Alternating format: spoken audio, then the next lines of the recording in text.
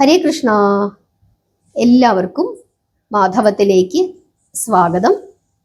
ഏകാദശിയാണ് ത്രിവിക്രമ പത്മിനി ഏകാദശി. ഏകാദശി തിഥി ആരംഭിക്കുന്നത് 2026 മെയ് മാസം 26 രാവിലെ 5:10 മുതൽ 27 രാവിലെ 6:21 വരെയാണ്. ഏകാദശിയും മഹാദ്വാദശിയും കൂടി ചേർന്ന് വരുന്ന പുണ്യമായ ദിവസമാണ്. അതായത് ഉദയത്തിൽ ഏകാദശി എന്നാണോ വരുന്നത് അന്നാണ് വൈഷ്ണവ വിശ്വാസമനുസരിച്ചിട്ട് ഏകാദശിയായി ആചരിക്കുന്നത്. അങ്ങനെ വരുമ്പോൾ 27 ഏകാദശിയായിട്ട് ആചരിക്കുന്നത്. ശുക്ലപക്ഷ ഏകാദശി. ഈ ഏകാദശിക്ക് പറയുന്ന പേര് ത്രിവിക്രമ പത്മിനി ഏകാദശി. ഈ ഏകാദശിക്ക് ഒരുപാട് പ്രത്യേകതകളുണ്ട്.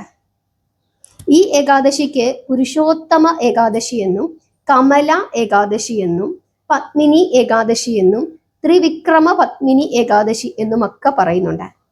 അതിന്റെ കാരണം 3 വർഷത്തിലൊരിക്കലാണ് ഈ ഏകാദശി വരുന്നത്.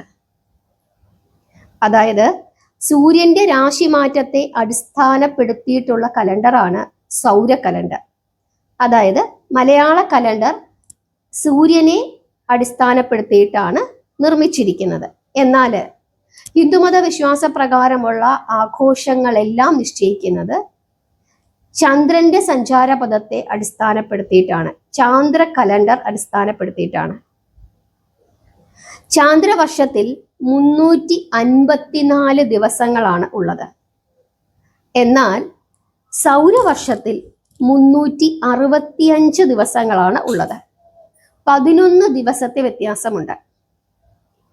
11 ദിവസത്തെ വ്യത്യാസം നമ്മൾ ഒന്ന് ക്രമപ്പെടുത്തുന്നതിന് വേണ്ടിയിട്ട് 3 വർഷത്തിലൊരിക്കൽ ഒരു അധിക മാസം ഉണ്ടാകുന്നുണ്ട്. അങ്ങനെ അധിക മാസം വന്നിട്ടുണ്ട് ഈ വർഷം 2026. ആ അധിക മാസത്തെ പുരുഷോത്തമ മാസം എന്നാണ് പറയുന്നത്. അങ്ങനെ വന്നിരിക്കുന്ന മാസത്തിലെ ഏകാദശി ശുക്ലപക്ഷ ഏകാദശിയാണ് ഇപ്പോൾ വരുന്നത്. അതായത് 3 വർഷത്തിലൊരിക്കൽ വരുന്ന ഏകാദശി. 2023 ഇതിനു മുമ്പ് ഇങ്ങനെയൊരു ഏകാദശി വന്നത്. അതുകൊണ്ട് തന്നെ ഈ ഏകാദശിക്ക് വലിയ പ്രാധാന്യമാണ് ഉള്ളത്. ഏകാദശിയെ സംബന്ധിച്ചിടത്തോളം നമ്മൾ അറിയേണ്ടത് ഏകാദശി എങ്ങനെ അനുഷ്ഠിക്കണം എന്നുള്ളതാണ്. ഏകാദശി എങ്ങനെ അനുഷ്ഠിക്കണമെന്ന് നമുക്ക് എല്ലാവർക്കും അറിയാം. തലേ ദിവസം നമ്മൾ ഒരിക്കലുണ്ട് ഏകാദശിക്കായി തയ്യാറെടുക്കുന്നു. ഏകാദശി ദിവസം ചിലര് ഉപവസിക്കും, ചിലര് 3 നേരം ഭക്ഷണം കഴിക്കും, ചിലര് 1 നേരം ഭക്ഷണം കഴിക്കും, ചിലര് ജലം മാത്രം കുടിച്ചിരിക്കും, ചിലര് പാലും പഴങ്ങളും കഴിച്ചിരിക്കും, ചിലര് പഴങ്ങൾ മാത്രം കഴിക്കും, ചിലര് പാല് മാത്രം കുടിക്കും. എന്തൊക്കെ ആഹാരങ്ങൾ കഴിക്കാം, എന്തൊക്കെ കഴിക്കാൻ പാടില്ല എന്നുള്ളത് അറിയേണ്ടതായിട്ടുണ്ട്. ഏകാദശി ദിവസം ഒരു തരത്തിലുള്ള ധാന്യങ്ങളും നമ്മൾ ഉപയോഗിക്കാറില്ല. അരി, ഗോതമ്പ്, റാഗി, തിന, ഓട്സ്, ബാർലി ഇങ്ങനെയുള്ള ഒന്നും നമ്മൾ ഉപയോഗിക്കാറില്ല. സാബുദന, ചൗവരി നമുക്ക് ഉപയോഗിക്കാം. കപ്പലണ്ടി, നിലക്കടല അത് നമുക്ക് ഉപയോഗിക്കാം. അതുപോലെ പഴവർഗ്ഗങ്ങൾ നമുക്ക് ഉപയോഗിക്കാം, പച്ചക്കറികൾ ഉപയോഗിക്കാം, കിഴങ്ങ് വർഗ്ഗങ്ങൾ ഉപയോഗിക്കാം, പാലും പാലുൽപ്പന്നങ്ങളും നമുക്ക് ഉപയോഗിക്കാം. ഇതൊക്കെ നമുക്ക് ഉപയോഗിക്കാം.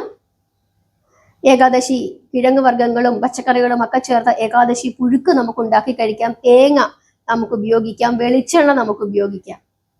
പക്ഷെ വെളുത്തുള്ളി, ചുവന്നുള്ളി, സവാള ഇങ്ങനെയുള്ള കാര്യങ്ങളൊന്നും നമ്മൾ ഉപയോഗിക്കാറില്ല. കടുക് വറക്കാറില്ല പുഴുക്കിന്. അല്പം വെളിച്ചെണ്ണയും കറിവേപ്പിലയും ഒക്കെ ചേർക്കാറേ ഉള്ളൂ. ഇങ്ങനെയൊക്കെയാണ് നമ്മൾ ചെയ്യേണ്ടത്. 3 നേരം ഭക്ഷണം കഴിക്കുന്നവർക്ക് അവരുടെ ആരോഗ്യസ്ഥിതിക്ക് അനുസരിച്ചിട്ട് അവർക്ക് ഭക്ഷണം കഴിക്കാം. ഓരോരുത്തരും എങ്ങനെ ഇരിക്കണം എന്നുള്ളത് അവരവരുടെ ആരോഗ്യസ്ഥിതിക്ക് അനുസരിച്ചിട്ട് നിശ്ചയിക്കുക. ചായ കുടിക്കാമോ എന്നുള്ള ചോദ്യം ഉണ്ടാകും. ചായ നിർബന്ധമാണെങ്കിൽ മാത്രം കുടിക്കുക. ചായ കുടിച്ചില്ലെങ്കിൽ എനിക്ക് തലവേദന എടുക്കും, അങ്ങനെയുള്ള ആളുകൾ നിർബന്ധമായും ചായ ഓരോ ഗ്ലാസ് കുടിച്ചുകൊള്ളുക. ഇല്ലെങ്കിൽ അവർക്ക് ഏകാദശി പൂർത്തിയാക്കാൻ സാധിക്കുകയില്ല. പക്ഷെ 1-ൽ കൂടുതൽ ചായ കുടിക്കണ്ട.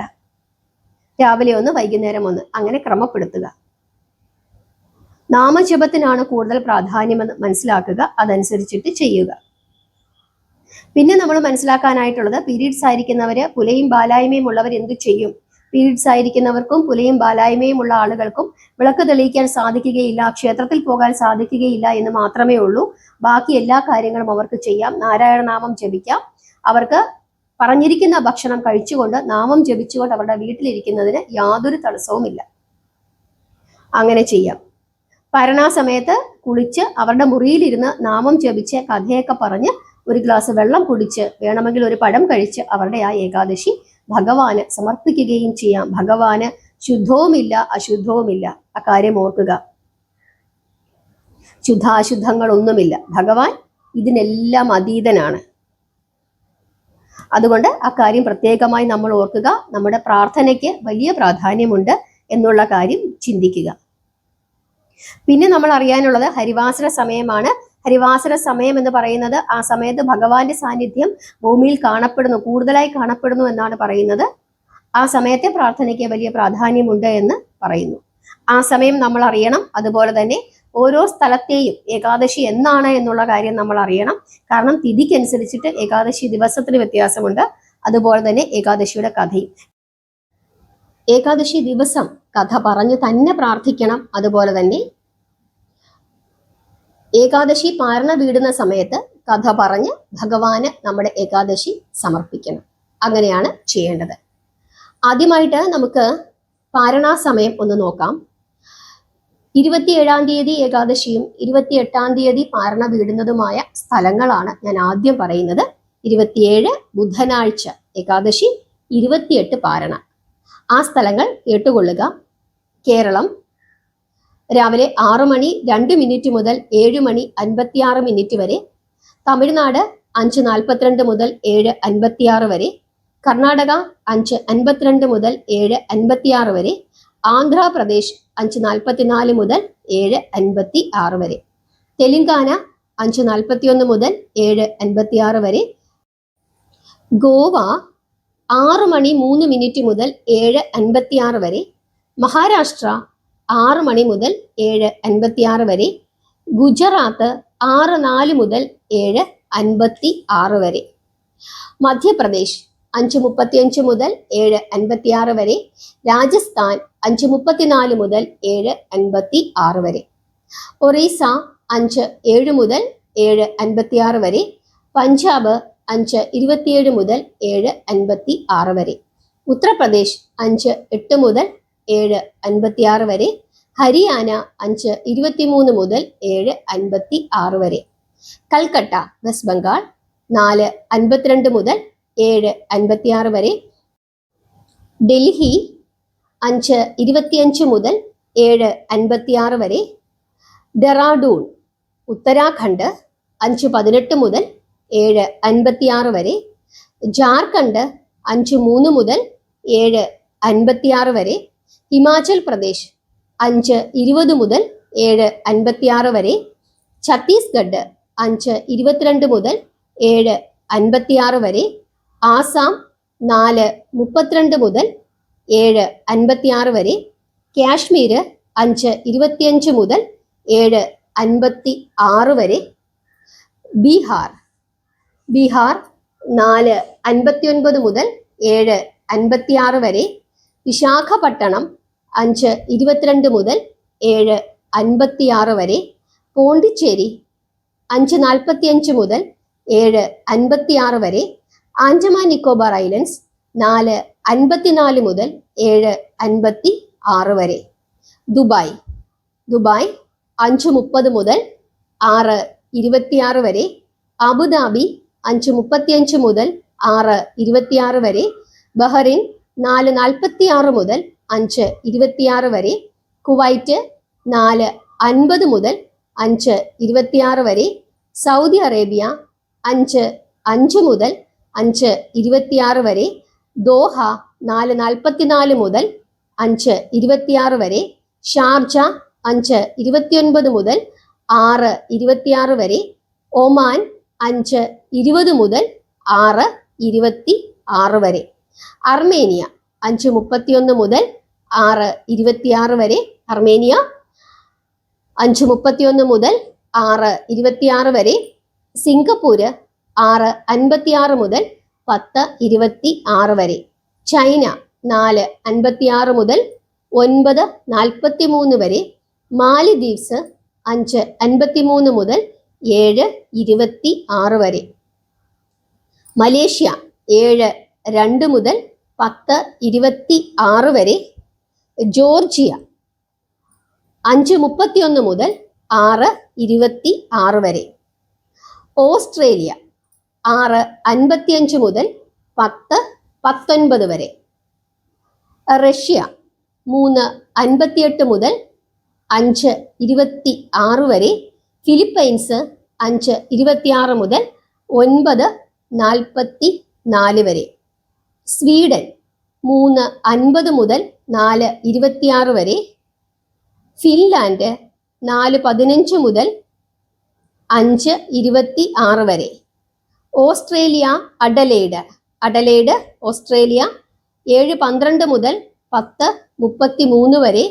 ന്യൂസിലാൻഡ് 7:34 മുതൽ 10:43 വരെ. നേപ്പാൾ 5:09 മുതൽ 8:11 വരെ. ഇനി നമുക്ക് 26-ാം തീയതി ഏകാദശിയും 27-ാം തീയതി പാരണയും വീടുന്ന സ്ഥലങ്ങൾ അത് ഏതൊക്കെയാണ് എന്ന് നോക്കാം. അങ്ങനെ വരുന്ന സ്ഥലങ്ങൾ, അതായത് 26-ാം തീയതി ഏകാദശിയുള്ള സ്ഥലങ്ങൾ: സ്കോട്ട്ലാൻഡ് US, 27 പാരണ 5:46 മുതൽ 10:41 വരെ. UK മാഞ്ചസ്റ്റർ 8:15 മുതൽ 10:22 വരെ. ജർമ്മനി 9:15 മുതൽ 10:21 വരെ. ലിബിയ 9:15 മുതൽ 10:44 വരെ. നൈജീരിയ 8:15 മുതൽ 10:21 വരെ. ഇറ്റലി 9:15 മുതൽ 10:38 വരെ. സൗത്ത് ആഫ്രിക്ക 9:15 മുതൽ 11:02 വരെ. അമേരിക്ക ന്യൂയോർക്ക് 5:30 മുതൽ 10:25 വരെ. കാനഡ 5:21 മുതൽ 10:27 വരെ. ജോർദാൻ US 5:35 മുതൽ 10:40 വരെ. അയർലൻഡ് 8:15 മുതൽ 10:38 വരെ. വാൻകോവർ ബ്രിട്ടീഷ് കൊളംബിയ 5:16 മുതൽ 10:32 വരെ. സാൻ ഫ്രാൻസിസ്കോ 5:52 മുതൽ 10:47 വരെ. മാൾട്ട US 5:18 മുതൽ 10:32 വരെ. അറ്റ്ലാന്റ US 5:35 മുതൽ 10:28 വരെ. UK നോട്ടിംഗ്ഹാം 8:15 മുതൽ 10:18 വരെ. സാംബിയ 9:15 മുതൽ 10:11 വരെ. ഇസ്രായേൽ ശ്രദ്ധിച്ചു കൊള്ളണം, 1 മിനിറ്റ് സമയം മാത്രമേ ഉള്ളൂ. ആ സമയത്ത് തീർത്ഥം സേവിച്ചു കൊള്ളുക, അതിനു മുമ്പ് പ്രാർത്ഥനകളൊക്കെ നടത്തുക. ഇസ്രായേൽ 10:15 മുതൽ 10:16 വരെ. ഉഗാണ്ട 10:15 മുതൽ 10:45 വരെ. ഇതാണ് പാരണാ സമയങ്ങൾ. ഇനി നമ്മൾ അറിയാനുള്ളത് പ്രധാനപ്പെട്ടത് കഥയാണ്. അതായത് ഈ കഥ ശ്രീകൃഷ്ണൻ യുധിഷ്ഠിരന് പറഞ്ഞു കൊടുത്തതാണ്. യുധിഷ്ഠിരൻ ചോദിച്ചു, ഇങ്ങനെ അധിക മാസത്തിൽ വരുന്ന ഈ ഏകാദശിയുടെ കഥ പറഞ്ഞു തരാമോ എന്ന് കൃഷ്ണനോട് ചോദിച്ചപ്പോൾ കൃഷ്ണൻ പണ്ട് ഈ കഥ നാരദൻ പുലസ്ത്യ മഹർഷിയോട് ചോദിച്ചു എന്നും പുലസ്ത്യ മഹർഷി നാരദൻ ഈ കഥ പറഞ്ഞു കൊടുത്തിട്ടുണ്ട് എന്നും പറഞ്ഞിട്ട് ആ കഥ പറഞ്ഞു കൊടുക്കുകയാണ്. അതായത് അദ്ദേഹം ഇങ്ങനെ പറയുകയാണ്, കാർത്തവീരാർജുനൻ എന്ന് പറഞ്ഞ ഒരു അസുരൻ ഉണ്ടായിരുന്നു. അദ്ദേഹം രാവണനെ യുദ്ധം ചെയ്ത് തടവിലാക്കി. പിന്നീട് ഈ പുലസ്ത്യ മഹർഷിയാണ് കാർത്തവീരാർജുനനോട് അപേക്ഷിച്ചിട്ട് രാവണനെ മോചിപ്പിച്ചത് എന്ന് പറയുന്നുണ്ട്. അപ്പോൾ നാരദൻ ചോദിക്കുന്നു, ഈ കാർത്തവീരാർജുനൻ എങ്ങനെയാണ് ജനിച്ചത്, അദ്ദേഹത്തിന്റെ ഉത്ഭവത്തെ പറ്റി ഒന്ന് പറഞ്ഞു തരാമോ എന്ന് ചോദിക്കുന്നു. കാരണം രാവണനെ വരെ തടവിലാക്കാൻ സാധിച്ച ആളാണ്, അതുകൊണ്ടാണ് ചോദിക്കുന്നത്. അങ്ങനെ ചോദിക്കുമ്പോൾ പുലസ്ത്യ മഹർഷി നാരദന് പറഞ്ഞു കൊടുക്കുകയാണ്, പണ്ട് ത്രേതായുഗത്തില് ഉപകീർത്തവീര്യൻ എന്ന് പറഞ്ഞ ഒരു രാജാവ് ഭരിച്ചിരുന്നു. ആ രാജാവിന് 100 ഭാര്യമാരുണ്ടായിരുന്നു. പക്ഷേ തൻ്റെ രാജ്യത്തിന് അവകാശിയായി മാറ്റാൻ തക്ക ശ്രേഷ്ഠനായ ഒരു പുത്രൻ ഈ 100 ഭാര്യമാരിലും അദ്ദേഹത്തിന് ജനിച്ചില്ല എന്നുള്ള ഒരു തോന്നൽ അദ്ദേഹത്തിനുണ്ടായിരുന്നു. അതിന്റെ ഭാഗമായിട്ട് ശ്രേഷ്ഠനായ ഒരു പുത്രനെ ലഭിക്കുന്നതിന് വേണ്ടി അദ്ദേഹം ധാരാളം യാഗങ്ങളൊക്കെ നടത്തി. പക്ഷേ ഈ യാഗങ്ങളൊന്നും യാതൊരു ഫലവും ചെയ്തില്ല. പിന്നീട് അദ്ദേഹം വിചാരിക്കുകയാണ്, എന്നാൽ തപസ്സു ചെയ്യാം എന്ന് വിചാരിക്കുന്നു. അങ്ങനെ ഇദ്ദേഹത്തിന്റെ ഒരു ഭാര്യയാണ് ഹരിശ്ചന്ദ്ര മഹാരാജാവിന്റെ മകളായ പ്രമദ.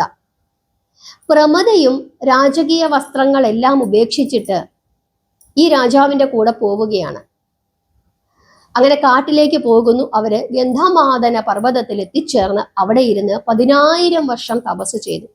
പക്ഷെ എന്നിട്ടും യാതൊരു പ്രയോജനവും ഉണ്ടായില്ല എന്ന് മാത്രമല്ല, രാജാവിന്റെ ശരീരമെല്ലാം ചുക്കിച്ചുളിഞ്ഞ് അദ്ദേഹം ഒരു അവശനായി തീരുകയും ചെയ്തു. അങ്ങനെ ഈ ഭാര്യ, അതായത് പ്രമദ എന്ന ഭാര്യ അനുസൂയ എന്ന ഒരു മഹർഷിയെ ചെന്ന് കാണുന്നു. അനുസൂയ ഈ മഹർഷിയോട് പറയുന്നു, ഈ കാര്യങ്ങളെല്ലാം പറയുന്നു. ഒരു പുത്രനെ ലഭിക്കുന്നതിന് വേണ്ടിയിട്ടാണ് ഇങ്ങനെയൊക്കെ വന്നത്, പക്ഷെ ഒരു പ്രയോജനവും ലഭിച്ചില്ല എന്നുള്ള കാര്യമൊക്കെ പറയുന്നു. ആ സമയത്ത് ഈ മഹർഷിയാണ് പറയുന്നത്, 3 വർഷത്തിൽ ഒരിക്കൽ വരുന്ന ഒരു ഏകാദശിയുണ്ട്. ആ ഏകാദശിക്ക് പുരുഷോത്തമ ഏകാദശി, അല്ലെങ്കിൽ കമല ഏകാദശി, അല്ലെങ്കിൽ പത്മിനി ഏകാദശി എന്നൊക്കെ പറയുന്നുണ്ട്. ഈ ഏകാദശി വ്രതം അനുഷ്ഠിച്ചു കഴിഞ്ഞാൽ തീർച്ചയായിട്ടും ശ്രേഷ്ഠനായ ഒരു പുത്രൻ പിറക്കും എന്ന് പറയുന്നു. അങ്ങനെ ഈ പത്മിനി ഏകാദശി ഈ രാജാവും ഭാര്യയും കൂടി അനുഷ്ഠിക്കുന്നു. അങ്ങനെ മഹാവിഷ്ണു അവരുടെ മുമ്പിൽ പ്രത്യക്ഷപ്പെടുകയും ശ്രേഷ്ഠനായ ഒരു പുത്രൻ അവർക്ക് ലഭിക്കുകയും ചെയ്യുന്നു. ആ പുത്രനാണ് കാർത്തവീരാർജുനൻ.